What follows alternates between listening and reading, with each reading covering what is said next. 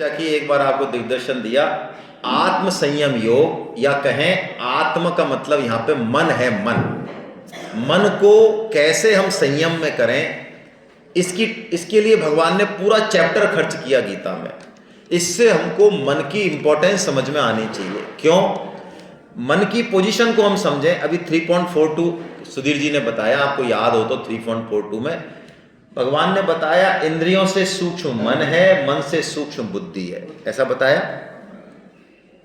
तो देखो, मन बुद्धि का गुलाम है ना। लेकिन हम अपने जीवन को जरा देखें,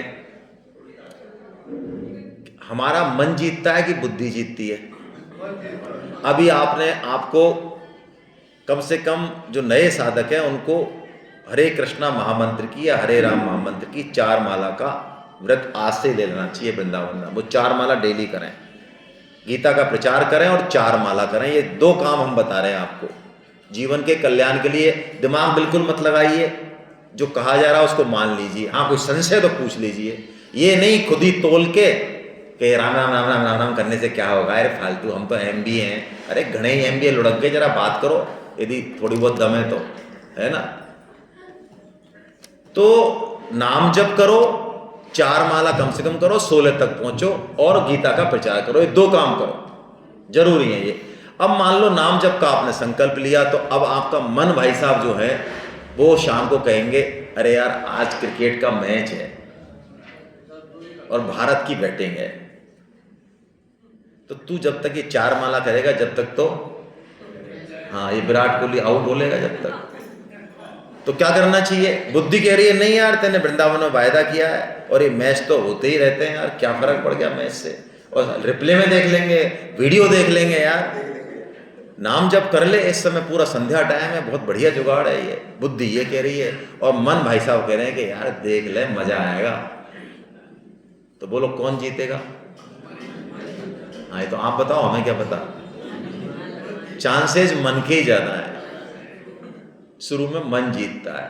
तो मन इंद्रियों का तो राजा है ही, तो इंद्रियों को तो ये लगा देता है, जहां इसकी इच्छा ऑर्डर दे देता है, चल जा एक रसगुल्ला ओल्ला, यार रहने दे, अरे नहीं अल्लाह गुलाब जामुन ओल्ला लाते हैं साहब, है ना। ये मन वहां तो ऑर्डर चलाता है, और बुद्धि का ये गुलाम है, लेकिन बुद्धि को भी ये क्या कर लेता है, हाँ अपने में मिला लेता है। तो ये मन बहुत बदमाश है। तो भगवान ने कहा इस मन को कंट्रोल करना बहुत।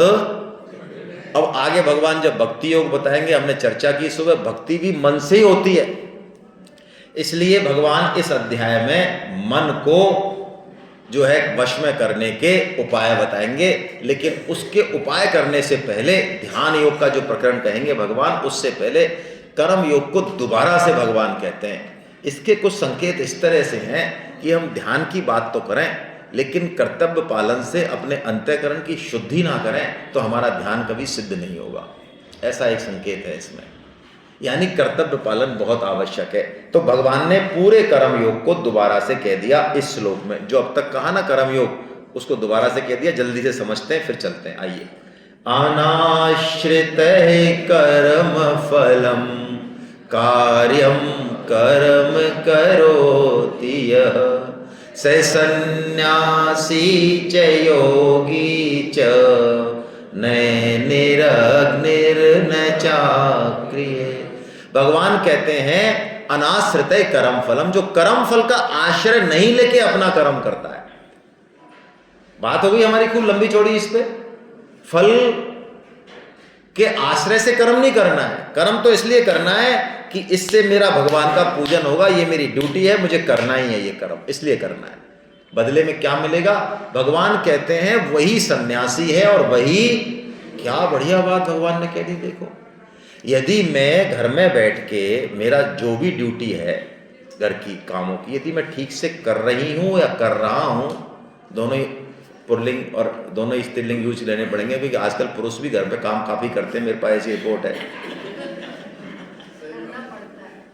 पढ़ता है, चलो इनको गलत फहमी है कि पढ़ता है, वैसे बढ़िया है, गलत फहमी बनी रहे, सही है। अच्छा, ऐसे कितने पुरुष हैं जो घर पे पोंछा लगाते हैं? पोंछा देखो, जिसने पोंछा लगा लिया वो शारीरिक मानसिक सब स्तरों को पार कर गया, वो बहुत सुखी रहेगा जीवन में।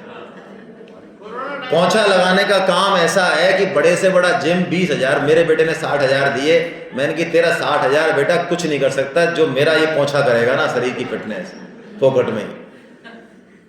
इतना मतलब जबरदस्त एक्सरसाइज है। और वो देवी प्रसन्न है ना, वो वैसे तो कुछ नहीं पूछे, लेकिन कभी चाय ला रही है, कभी दूध ला रही है, और आपने ये कर लिया क्योंकि उसको दिख रहा है घर चमाचम हो रहा है। तो ऐसे काम में क्या दिक्कत है जिसमें हमारा भी फायदा ही फायदा, सामने वाले का फायदा। तो ये ऐसा कर्म है, इसी कर्म को यदि हम इस भाव से करते हैं कि हमें कुछ नहीं चाहिए भाई, सबकी प्रसन्नता हो रही है, ठीक है हमारा, तो भगवान कह रहे हैं वही सन्यासी, घर बैठे सन्यासी का सर्टिफिकेट दे रहे हैं भगवान, बोलो कृष्ण साइन करके। सन्यासी वही नहीं है जो जंगल में चल, भगवान ने उल्टा तो उसको तो बल्कि ये कहा है जो जंगल में जाके और अकर्मण्यता के रूप से बैठा रहे, वो कोई सन्यासी वन्यासी नहीं है। वाह क्या बात कही भगवान ने। वही सन्यासी और वही जो अपने कर्म को भगवान का पूजन बना लेना। हमको तो कर्म में आलस्य आता है, सेवा में हमें आनंद ही नहीं है, भजन बना रखा है। अभी हम समझे ही नहीं गीता को, वरना गीता के साधक को अपने कर्म में आनंद आएगा। देखो आप दिन भर से थके हो, ठीक है, खूब ऑफिस में काम किया या दुकान पे काम किया। अब मैं आपको एक सिचुएशन देता हूँ, अब आपकी बिल्कुल बस की नहीं है ना, आपसे कोई कहे कि जरा मेरा ये काम करता, अरे यार तू रोड में मेरे को नहाना दो ना, फ्रेश हो गया मैं सोऊंगा, फालतू बात नहीं।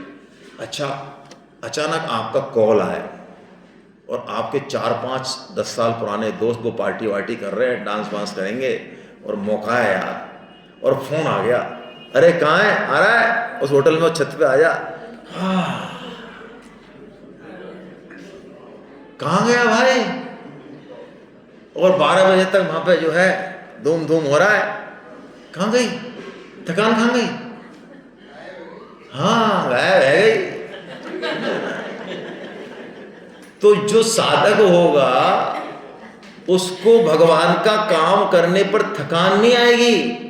यदि माला करने के बाद आपको ये लगे कि लंबी नींद निकाल लूं, बहुत काम कर लिया, तो अभी इसका मतलब माला करते रहो, करनी तो चाहिए, लेकिन शुरू नहीं हुई है माला। माला तो वो होगी कि जिस दिन आपका अपमान हो, प्रतिकूल परिस्थिति हो, कोई गड़बड़ हो, तो भगवान का नाम लिया 1 घंटे 2 घंटे तो चित्त प्रसन्न हो जाएगा, तब आप मान लेना कि अब माला चालू हो गई हमारी। ये सन्यासी है, ये घर बैठा सन्यासी है, जबकि केवट है।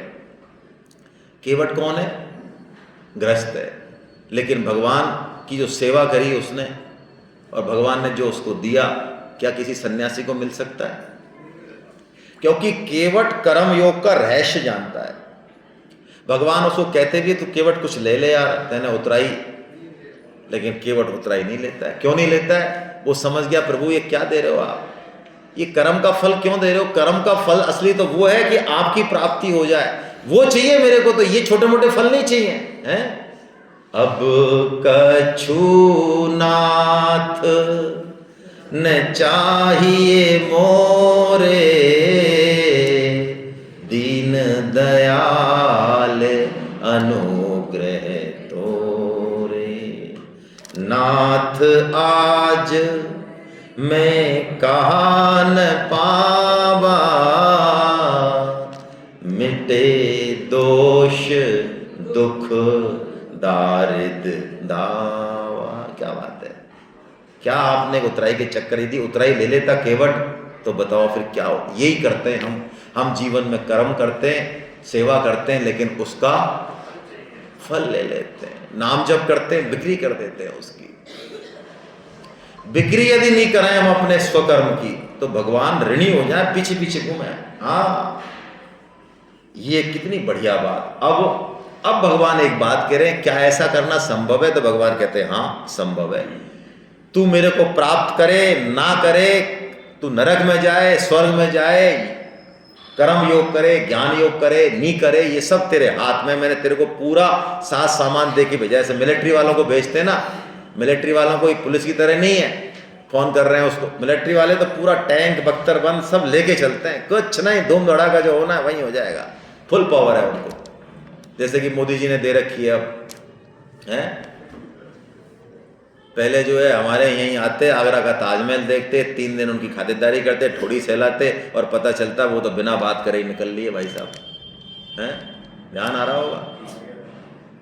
और अब उधर से फरमाइश पे फरमाइश है कि भाई साहब जरा कभी तो बात किया करो, कि टाइम नहीं है यार। देखो आप, ये किसी का परिणाम है कि मोदी जी ने छुट्टी दे रखी है।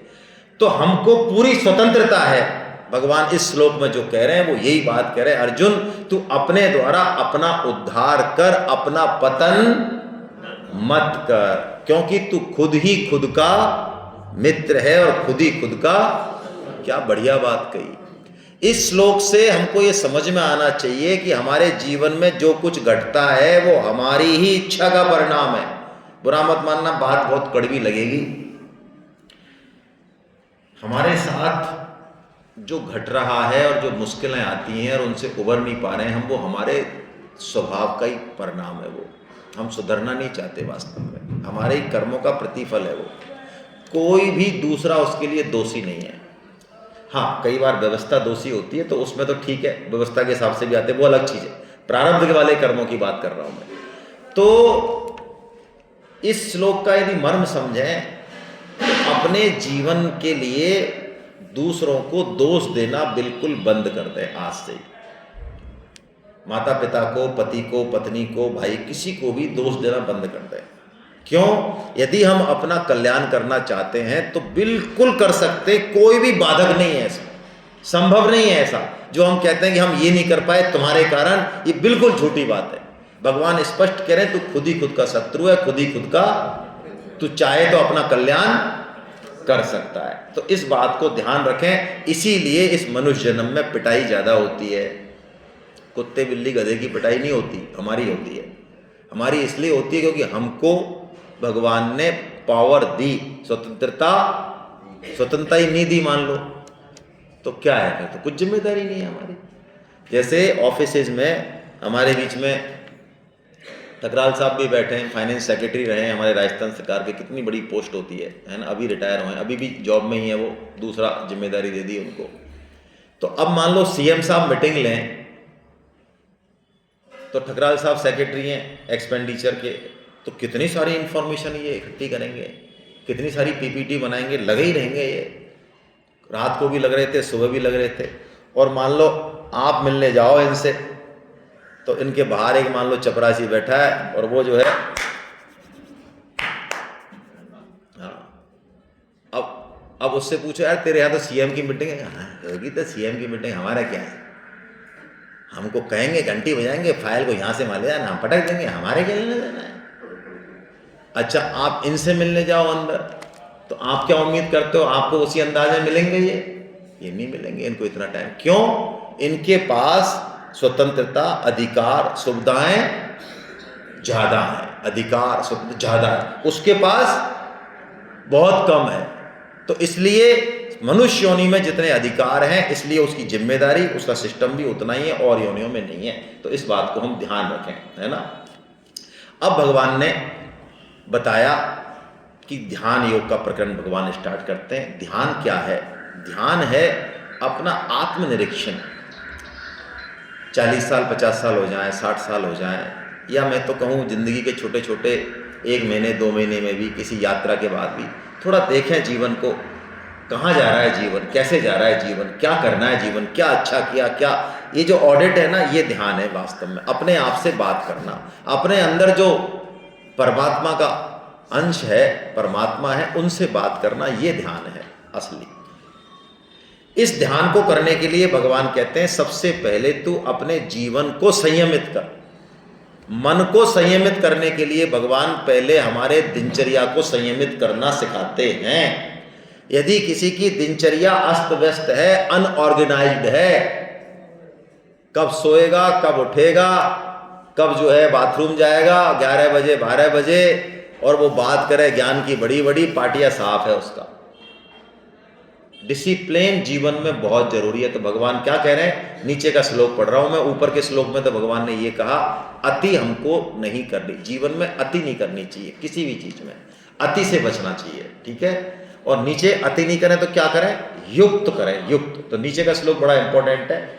ये ध्यान योग के लिए इंपॉर्टेंट नहीं है, ये कर्म योग, ज्ञान योग, भक्ति योग सबके लिए इंपॉर्टेंट है। आइए जल्दी से देखते हैं। युक्ताहार विहार युक्त चेष्ट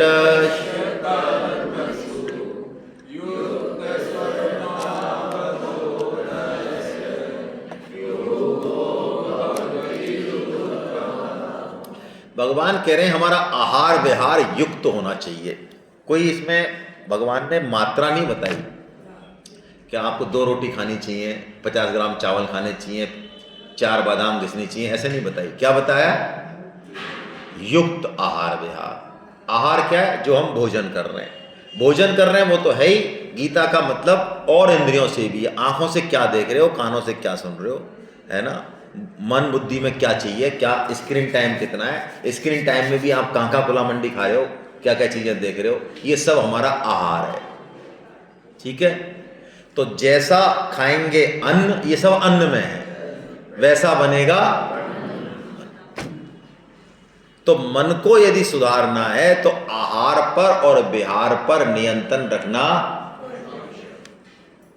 ये आजकल एक बीमारी है, लोग कहते हैं साहब बच्चे मोबाइल देखते हैं बचपन से ही, तो बच्चे तो देखते होंगे, वो बात तो कर ठीक है, इनकी माताओं से जरा बात करो, इनकी माताओं ने क्या किया 9 महीने 10 महीने।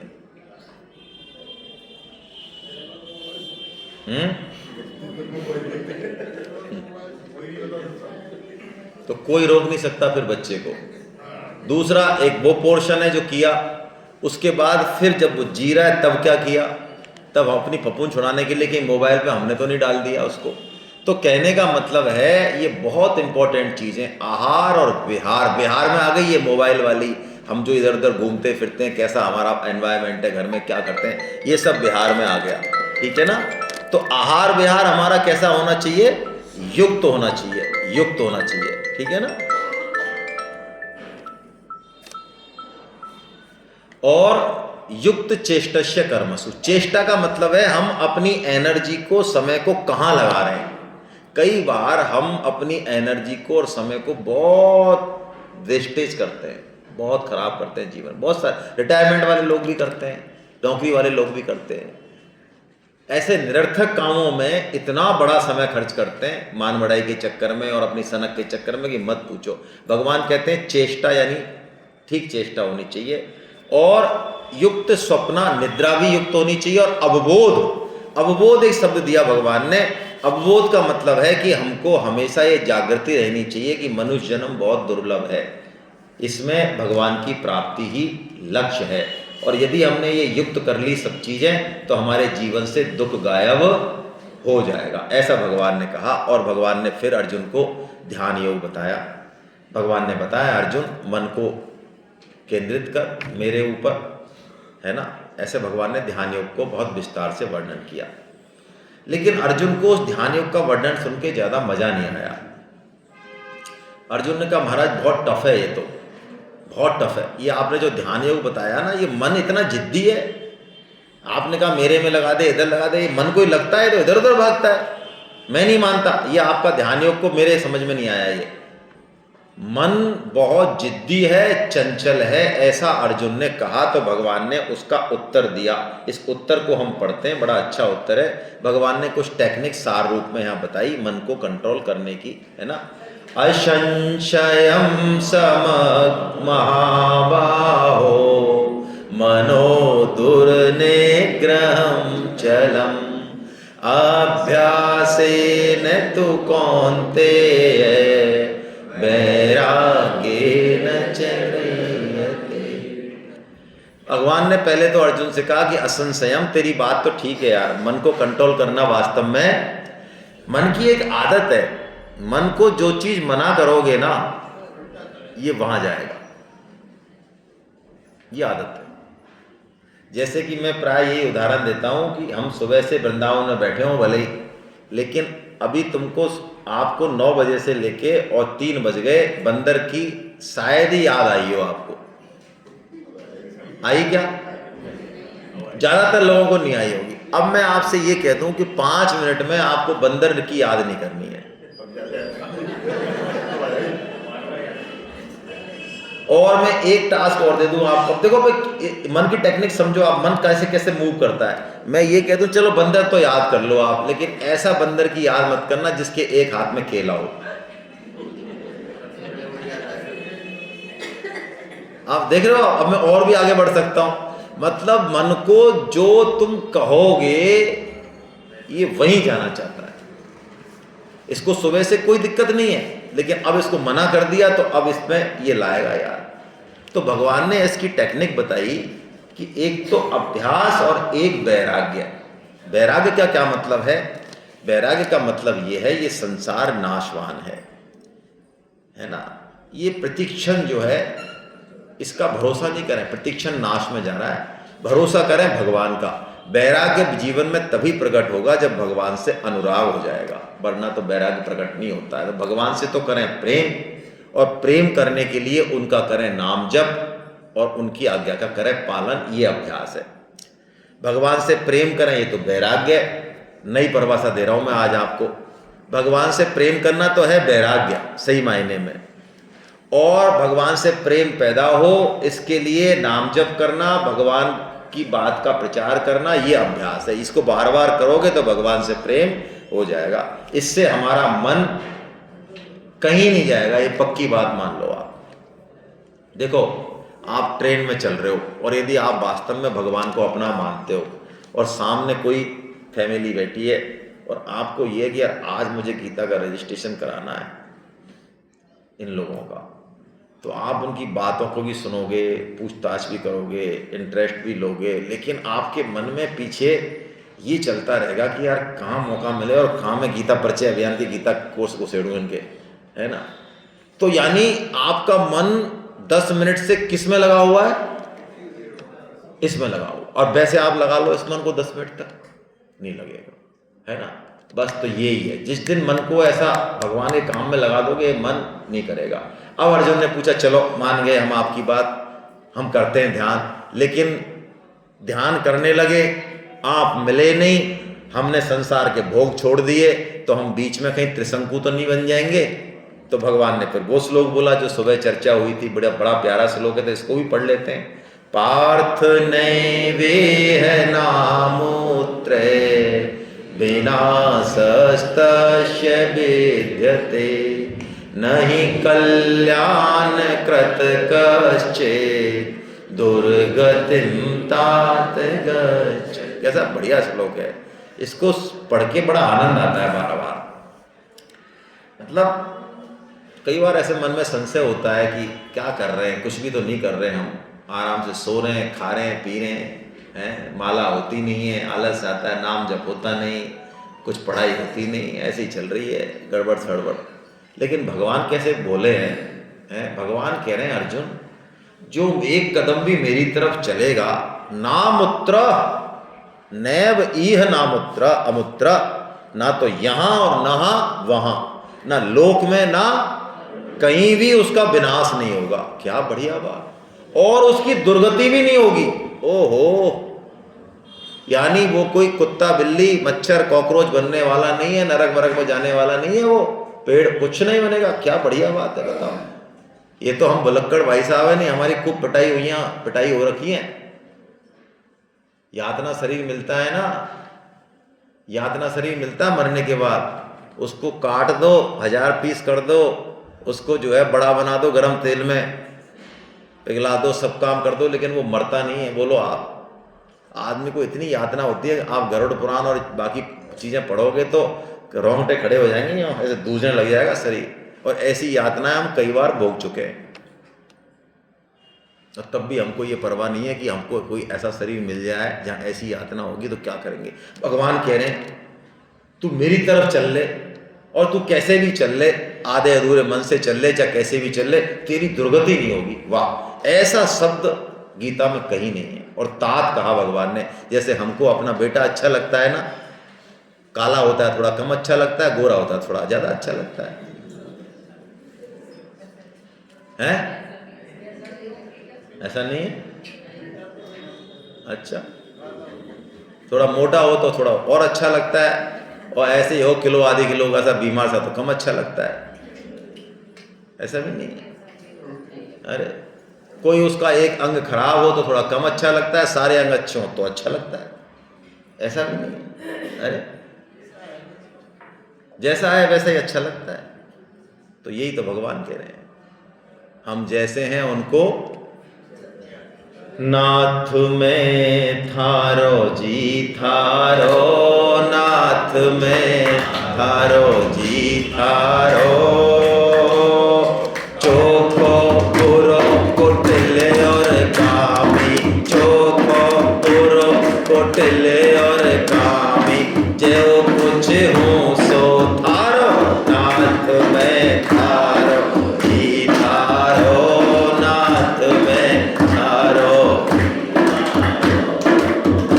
अरे बिगड़ो हूँ तो थारो, बिगड़ो बिगड़ो हूँ तो थारो, बिगड़ो ते ही मने सुधारो, ते ही मने सुधारो।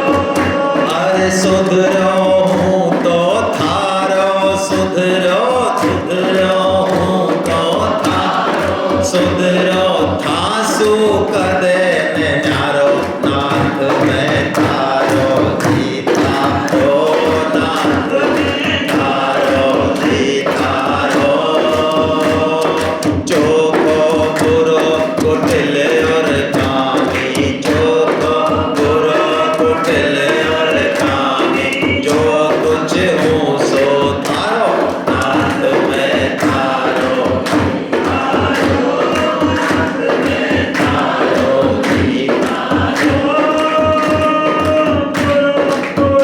मैं बहुत बुरो हूँ, बुरो बुरो मैं बहुत बुरो हूँ, आकर टावर थारो, आकर टावर थारो, बुरो कहकर मेरे दासी, बुरो कहकर मेरे दासी, नाम बिगड़ सी थारो, नाथ में थारो जी थारो, नाथ में थारो जी थारो,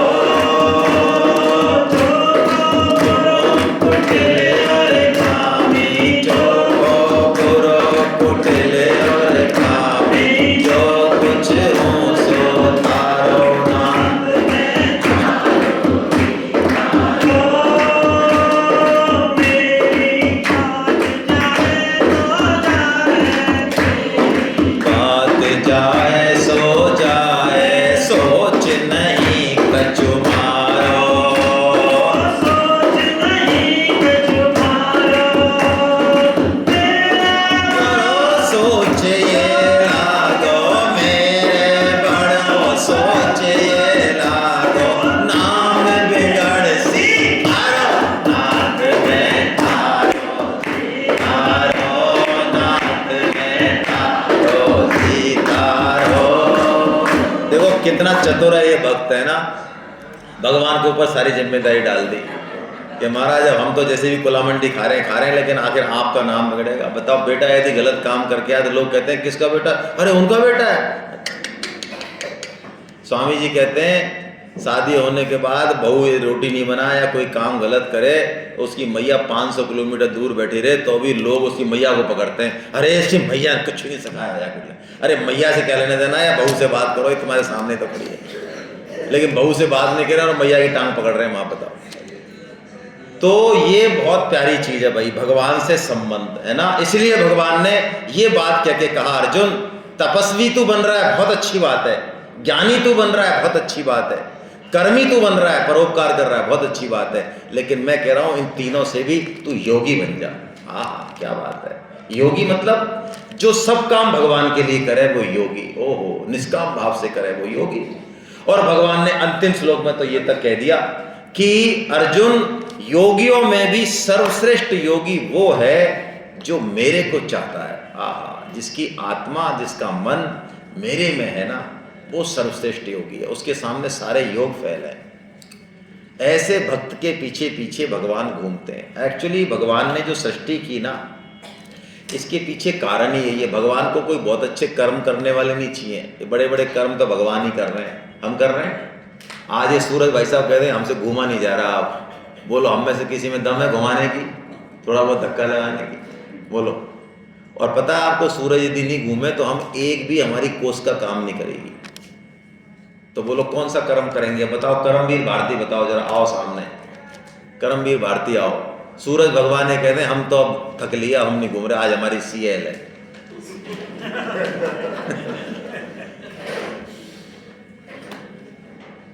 तो बड़े बड़े काम तो भगवान ही कर रखे हैं सारे, हम क्या कर रहे हैं? और हम तो फिल इन द ब्लैंक्स कर रहे हैं। ड्राइंग तो पूरी भगवान ने बना दी, बीच बीच में कोई छोटी छोटी चीज छोड़ रखी है, उनमें रंग भर रहे हैं, कुछ नहीं और कह रहे हैं। तो भगवान को असली चीज कर्म करने वाला, तप करने वाला, ज्ञान वाला ये नहीं चाहिए।